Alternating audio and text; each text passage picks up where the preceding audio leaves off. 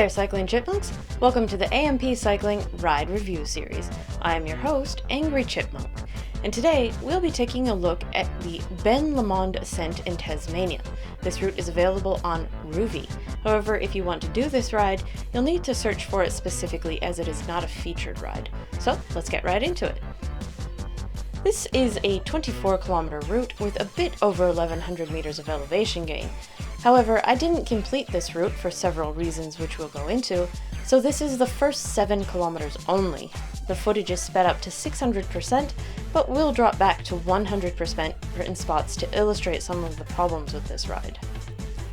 The route starts with about 6 kilometers on paved road before turning onto the ascent, which is gravel. Now, I love riding gravel for real, and this ascent is very similar to a route we do regularly. In reality, it should have been an ideal route for me. There's immediately some pretty steep gradients of 12 to 15%, and the short section that I did complete saw the gradients mostly above 10%. The ascent itself can be broken into 3 climbs with a small bit of flat between each. If you are going to complete this route, be sure to use these flat spots for refueling. I would say 10 to 15 grams depending on how long each section takes and how hard you're pushing up the hill.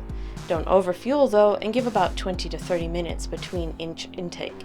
Have some fast-acting carbs on hand, like some gummies, mini chocolate bar, juice box, or a full sugar sports drink to help if you tire along the way.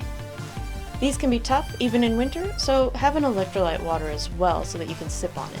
And follow up with a protein and a magnesium supplement to help with muscle recovery. This is quite a bit of climbing. As with nearly every route that I completed on Rouvy, I pre-downloaded this ride. It's a non-AR ride, which is augmented reality, and was only available in 720p.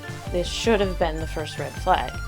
When I opened the route, the colors were completely washed out, and the camera lens hadn't been cleaned since 1982. This should have been the second red flag.